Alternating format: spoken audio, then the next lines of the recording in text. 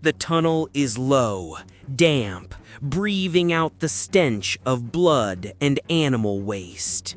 Iron rings clink against each other as the chains on her wrists drag along the floor. Somewhere above, 50,000 voices merge into a single, hungry roar. The girl is 15. In another life, she might have been a servant, a daughter, a friend. Here, in the bowels of Rome's great monument to civilization, she is something else entirely. Property, evidence, a message. The guards don't look at her face. They don't need to. To them, she's just another body on today's schedule. They know her name, though, Blandina. It's written on a wax tablet, next to a time and a brief note about what's supposed to happen to her. To the crowd above, she will be nothing but a flicker of color in the sand, a scream lost in the echo. Her bare feet slip on stones slick with things she tries not to name.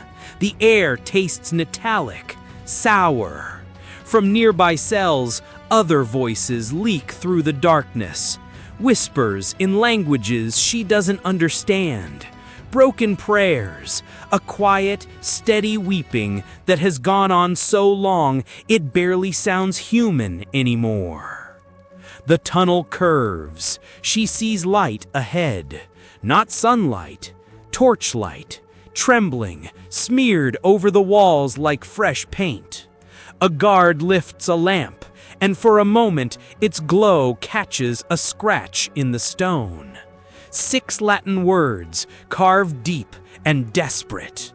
They took her screaming, "Mars, forgive us." Mars is the god of war, not pity, not mercy. For a Roman hand to carve a plea for forgiveness into this place means something happened here that even a society built on crucifixions and conquest could not easily swallow. Blandina doesn't know the inscription is there. She only knows her legs are shaking. She only knows that whatever waits at the end of this tunnel is worse than the fear she's already survived. The roar of the arena swells as the gates ahead begin to rise. Sand smell hits her first, hot and dusty, mingling with the copper tang of old blood. Somewhere, a horn sounds, the signal that the preliminary entertainments are about to begin. The crowd thinks this is just the opening act. They have no idea they are about to witness a ritual so carefully engineered, so ruthlessly repeated, that it will echo through history and help destroy the empire that built this place. But to understand what is about to happen to Blandina, you have to understand what Rome really was and what this building was truly for. On the surface, Rome in the year 100 AD gleamed. Marble temples, golden statues, fountains throwing water into the air as if the city itself could command rivers. But all that shine was balanced on a foundation of human misery. 60 million slaves. 1 in 3 souls in the empire. Not servants, not workers, objects. The Colosseum is always shown to us as a monument to architecture and spectacle. 50,000 seats, 28 elevators to haul wild animals up from the dark, a retractable awning system so advanced sailors were needed to operate it, ingenious drains for staged naval battles. Tour guides love to talk about that. They talk less about what lay just beneath the polished stone. Holding cells, dozens of them, carved into the underbelly of the arena like cavities in a rotten tooth. Your textbooks tell you they housed gladiators, hardened fighters, trained killers, almost celebrities. And yes, some did. But most of those cramped, airless spaces were not filled with seasoned warriors. They were filled with women. Captives from Germania, from Britannia, from North Africa and the eastern provinces, prisoners of war, criminals, and people whose crime was as simple as refusing a marriage, following a forbidden faith, or being in the wrong street when a raid swept through. Roman law had a word for certain women it wished to erase: infamies, disgraced, without honor. Once a woman fell into that category, the law no longer saw a person, it saw an instrument. She lost her rights, her protection, her legal existence. From that moment on, anything that happened to her was not a crime. It was entertainment. Before the famous duels and animal hunts, before the heroes of the arena fought for their lives in front of the emperor, there was something else on the program. A pre-game ritual so routine it barely merited a line in official schedules, yet so monstrous that later historians would bury it under sanitized phrases. Preliminary amusements, diversions for the crowd. Behind those bland words lay a system, a machine. The Romans even had names for parts of it. One was damnatio ad lucanar, condemnation to the brothel. Not a building in some hidden quarter of the city, but the arena itself turned into a place of public humiliation and violation, where women branded as infamies were paraded and used as part of the show. Blood and sand were only part of the story.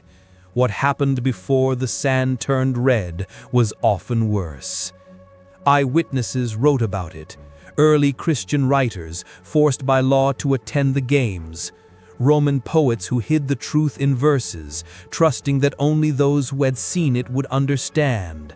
Legal codes that carefully defined which bodies could be used for which purposes, as if human beings were stage props to be allocated. And still, for centuries, scholars looked away. They told you about gladiator diets and training techniques, about famous fighters and heroic last stands. They summarized the rest with one chillingly vague line: entertainment for the masses.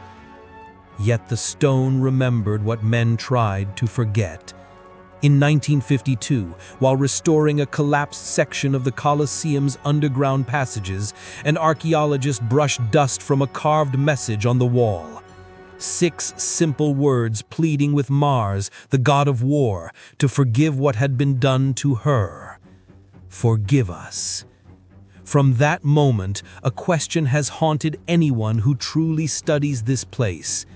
What could be so horrific that even a Roman, steeped in executions and massacres, felt the need to apologize to a war god? The answer doesn't lie in the stories you've heard about gladiator duels. It lies in the rituals before the games, in an execution method so brutal it needed its own legal category, and in a hidden chamber discovered in 2019 that forced archaeologists to stop digging. And at the center of it all, there is something else. Not a person, but a device. A carefully built instrument of pain that turned myth into reality and the human body into a canvas for terror. We call it a machine, but in Rome it was a performance. And Blandina was about to meet it. They called it a stage.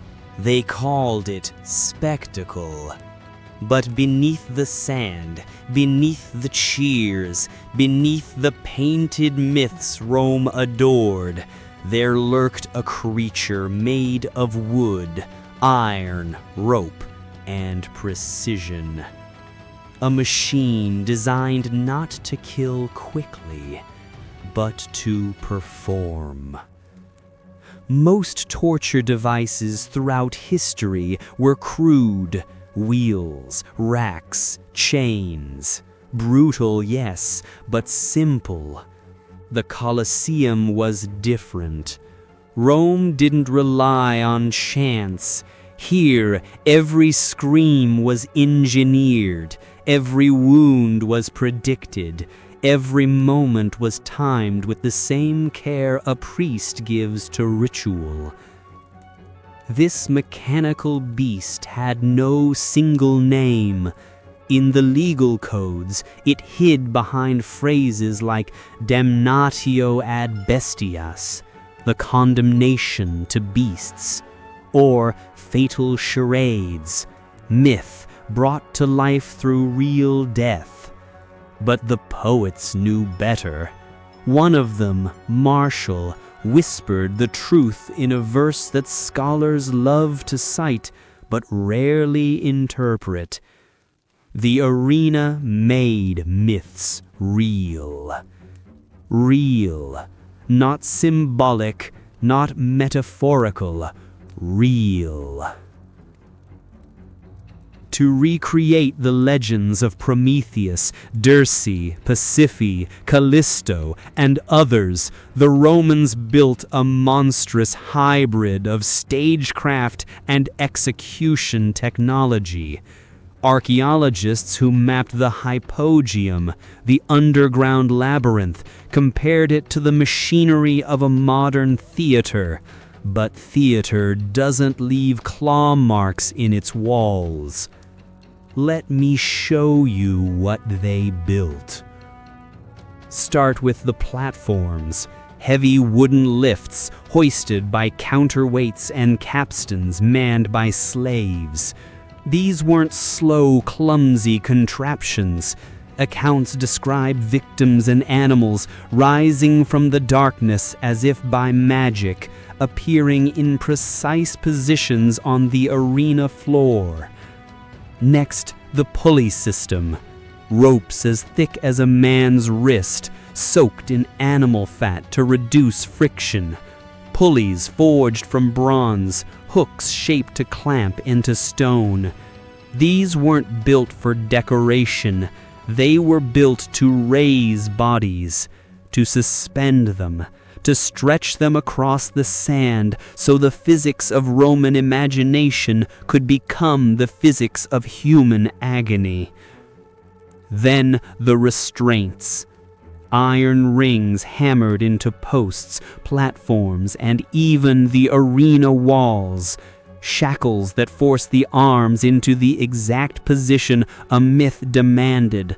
Leather straps only used once because they rarely survived the performance intact. But the heart of the beast, the thing that made this device more than a stage, was the animal machinery. Rome didn't just unleash beasts, they trained them. Manuals survive, actual instruction guides detailing how to provoke a leopard to swipe low instead of high, how to condition a lion to maul without instantly killing, how to starve a bear just enough to make it furious, but still predictable. Only in Rome could cruelty be refined into choreography. There were even specialty trainers, bestiaries, whose job was to rehearse the animals the way actors rehearse lines. They taught bulls to charge from specific angles. They taught wolves to circle. They taught eagles to strike soft tissue first. A mythic death had to look mythic. That meant precision. That meant control. That meant the victim had to die slowly. The machine had compartments, cages beneath trapdoors, mechanical gates that snapped open at exact moments. The editor of the games timed it all, raising one platform while lowering another, shifting the sand with stage hands so the body's fall would look just like the story being reenacted. Every lever had purpose. Every rope had meaning. Nothing was accidental. This machine was Rome's greatest actor. And Blandina, she was about to be cast in its leading role. But before she faced the beast, another woman, one whose name history forgot, was chosen to rehearse the myth the crowd demanded. Her refusal would trigger something Rome hadn't planned for, something that would expose the beast's true nature, and something that would break it. Because cruelty, when refined too perfectly, sometimes turns on its creators, and Rome was about to learn that lesson the hard way. The woman who refused the ritual, her name lost, her voice preserved only in trembling ink, was dragged into the arena first. It wasn't Blandina. Not yet. This nameless woman was the test, the warning, the demonstration Rome needed to keep its vast audience obedient. She fought. Hard. Tertullian, the Christian writer forced to watch from the stands, describes the moment she struck two guards so fiercely they had to be carried away. The crowd didn't gasp out of pity. They gasped out of amusement. Defiance was entertainment. Pain was currency. Rome had come to watch her break. The editors decided she would be made an example, not through a simple execution, through a myth. Prometheus. The machine stirred beneath the sand. Slaves pulled levers, counterweights groaned. A wooden platform rose in the center of the arena, carrying a single upright post, shorter than a cross, taller than a man. A chain hung from its top, glinting in the sun. The woman was hauled toward it. The first thing she felt was the heat radiating from the sand. The Colosseum's floor, baked by sunlight and soaked in blood, trapped warmth like a furnace. As they bound her wrists above her head, the crowd leaned forward as one, thousands of bodies casting a single gigantic shadow over her. Then came the eagle. Not a wild one, a trained hunter, kept hungry for days. Its wings beat the air in slow, heavy strokes as it descended from a platform rigged high on the arena wall. Every sound it made was amplified by the stone, a shriek that ricocheted around the amphitheater like a blade. The woman didn't cry out when the beak struck first. Not at first. But the Romans didn't want quick submission. They wanted spectacle. The eagle had been conditioned to tear, retreat, then tear again. 3 attacks, Tertullian wrote. 3 precise, merciless strikes before her body finally slumped. And the crowd applauded. Not because she died, death was common, but because she died well, meaning she matched the myth they came to relive. The machine had done its work, but Rome wasn't finished. Next, they brought out another captive, this one younger, smaller, eyes wide with terror. Blandina. The sand stuck to her skin as they pulled her across the floor. She was trembling so violently that one guard muttered that she might not survive the performance long enough to be interesting. They bound her to a post the same way. The ropes dug into her wrists until blood welled beneath them. She could barely keep her legs under her. The signal horn sounded. From below, the gates creaked open, metal on metal, a deep grinding sound that every captive in Rome learned to dread. Then nothing happened. The lion stepped forward and paused. The bear sniffed the air and turned away. Even the trained bull, huge, scarred, snorting steam, wouldn't approach her. The crowd murmured, a rustling wave of confusion, then discomfort, then fear. Because animals refusing to touch a victim, that wasn't part of the script. That was a sign. A divine sign. Superstition spread through the stands like a spark on dry grass. Children whispered. Old soldiers crossed themselves. Even the guards hesitated. The editor panicked. He ordered Blandina dragged back underground. The show must go on. The myth must continue. Order must be restored. Day 2. They tried a different ritual. Damnatio a lupanarum, the preliminary entertainment. Not death, violation. They offered her to the gladiators as a reward, a grotesque tradition that Rome pretended was just part of the games. But the first gladiator, Marcus, refused. He wasn't a hero. He wasn't free. He was a slave himself. But he looked at Blandina, trembling, bruised, half-conscious, and something inside him snapped. He dropped his weapon. He shook his head. He stepped back. The punishment was immediate. A spear through the throat. He died at her feet. 2 more gladiators refused. 2 more were executed. And suddenly the crowd wasn't cheering. They were shouting, arguing, panicking. Order had broken. The script had shattered. Day 3. Rome responded with brutality. They scourged her first. A flagrum, leather cords embedded with metal and bone, struck her back in wet, cracking thuds that echoed through the tunnels. Each hit peeled away strips of flesh. Each hit sent a fine mist of blood into the air, catching the sunlight like dust. Then they placed her on a red-hot iron chair. The hiss of her skims searing against metal was louder than her screams. But she didn't break. Finally, they bound her in a net, a fisherman's trick, a hunter's trap. They hauled her into the air and dropped her directly in front of the bull that had refused her 2 days earlier. This time, the animal charged. The impact was a sound the crowd felt more than heard, a heavy, sickening thud that rattled through the stone.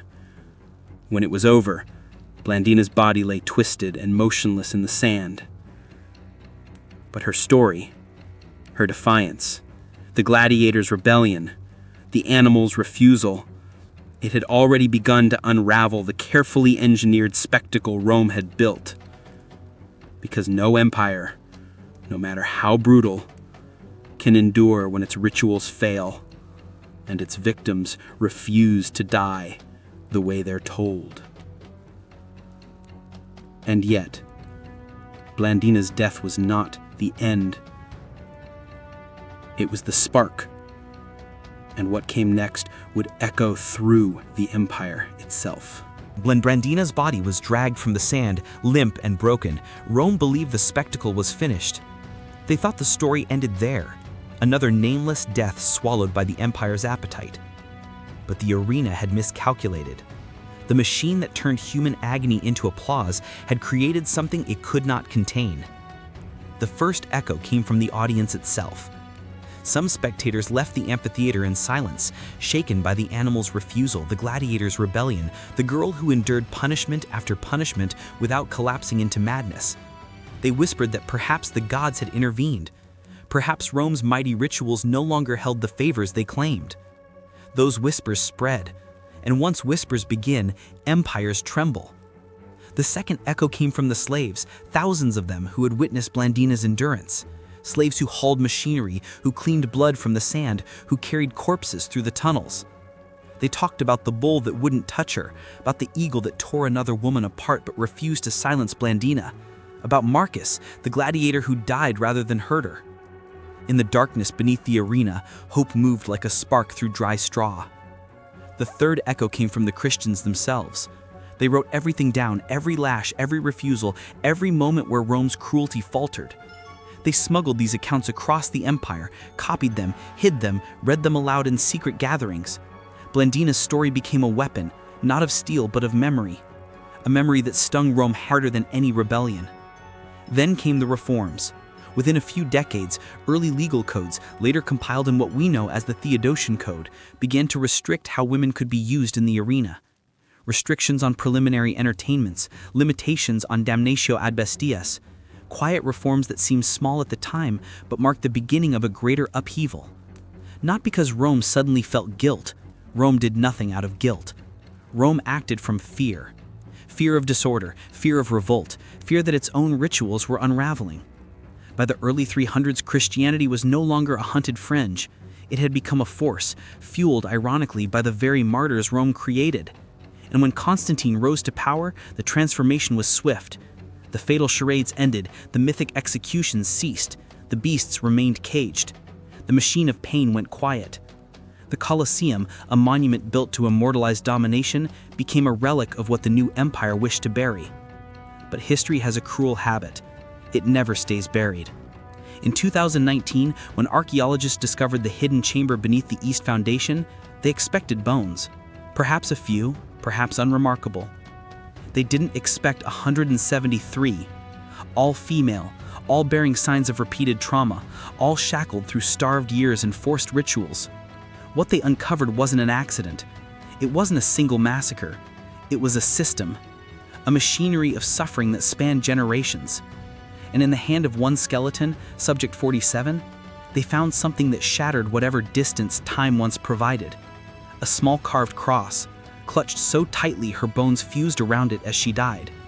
A symbol of a faith Rome tried to erase. A symbol of a girl like Blandina who died holding hope as tightly as she held breath. The Italian government sealed the full report.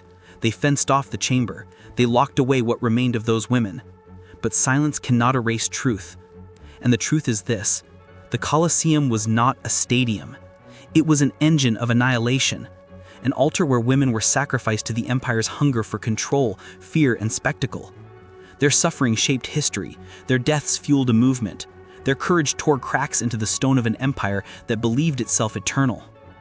When you walk by the Colosseum today, tourists take photographs, vendors sell trinkets, buses rumble past, children laugh. The arena sits quietly, its wounds hidden beneath centuries of dust and reconstruction. But the stones remember. You can feel it if you stand there long enough, the weight of voices that were never meant to be heard, the pressure of stories Rome tried to erase. UNESCO calls the burial sites human rights memorials. Historians call them evidence. The church calls martyrs like Blandina saints. But what do you call them? Victims? Symbols? Or something greater? Here's the final question, a question Rome never dared to ask, but one we must. Should the modern world, Rome, the Vatican, the governments that guard these ruins, apologize for what was done in these arenas? Not because we bear the guilt of the ancient past, but because acknowledgement is the only way history stops repeating itself. Think about it. Say it out loud. Write it below. And if the story unsettled you, and it should, then you need to hear what Rome did beyond the arena walls, what legions carried out in conquered cities, what archaeology uncovered in the homes of the dead. Because the darkness of an empire doesn't end at the amphitheater. Sometimes the real horrors happen far from the crowd.